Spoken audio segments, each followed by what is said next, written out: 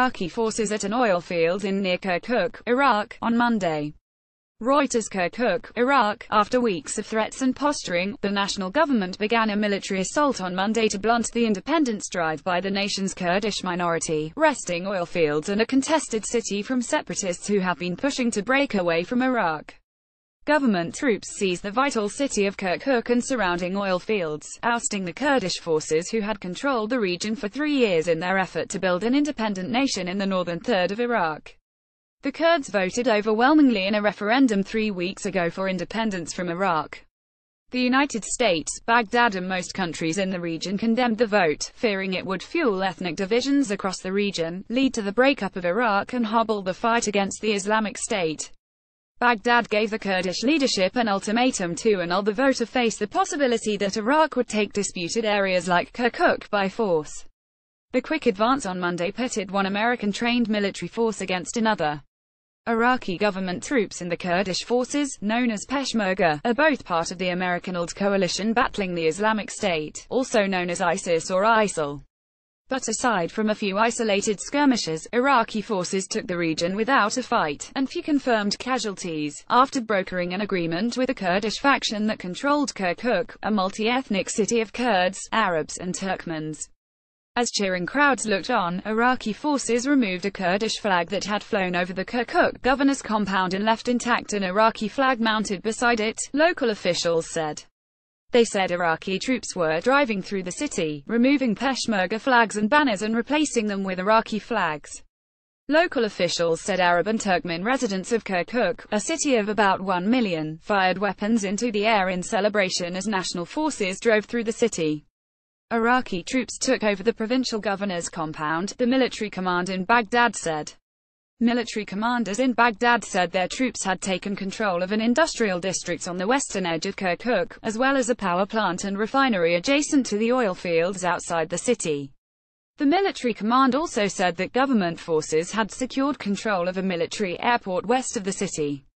The operation came as divisions within the Kurdish command broke into the open on Monday, with officials from a Kurdish opposition party, the Patriotic Union of Kurdistan, saying that its fighters had agreed to make way for the advancing Iraqi forces even as other fighters loyal to the governing Kurdistan Democratic Party continued to resist. The government forces moved in after Peshmerga fighters for the opposition withdrew from Kirkuk under an agreement with the Iraqi military.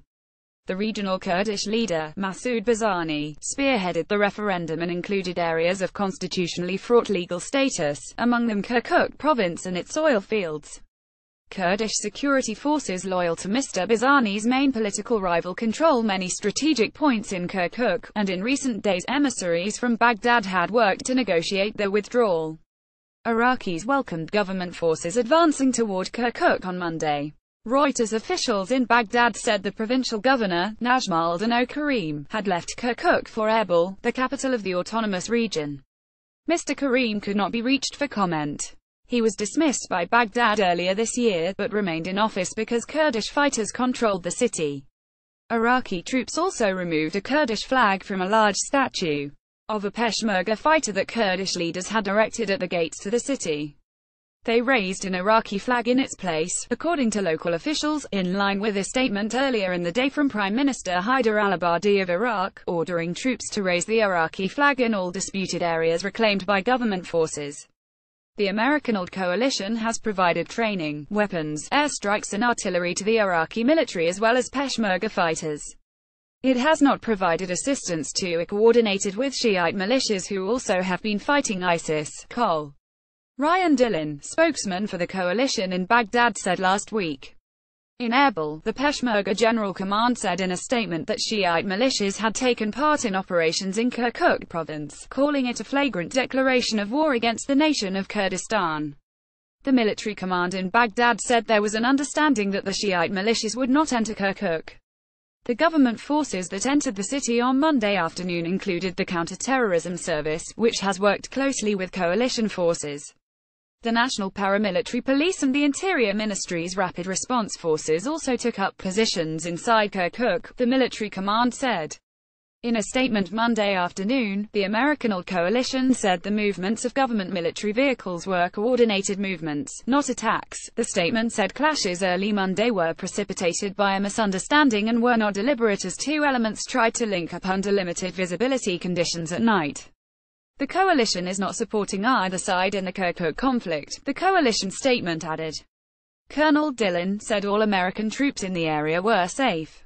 Iraqi military commanders said fighting broke out early Monday between advancing government forces and Peshmerga fighters from Mr. Barzani's faction, just as the PUK forces were handing over their positions. The commanders spoke on condition of anonymity because they were not authorized to speak to journalists. Mr. Raral, commander of PUK Peshmerga forces south of Kirkuk, said the party sought to return the oil fields to the federal government. Mr. Raral accused Mr. Barzani and his party of stealing the oil from the Iraqi government. Many members of the PUK, which maintains its own Peshmerga force, opposed the referendum vote because it had been led by Mr. Barzani. Northwest of the city, near oil fields that Kurds have controlled since 2014, Peshmerga fighters from the KDP remained dug into positions Monday near the city of Dibus. The commander of forces there, Kamal Kakakali, said in an interview at his command post Sunday that his fighters would not surrender their positions. "We have enough weapons," Mr. Kakakali said. "We can fight as long as we have to." Reporting was contributed by Fali Hassan and Omar Al-Jawashi from Baghdad, Margaret Coker from London, and Kamal Kakol from Sulaymaniyah, Iraq.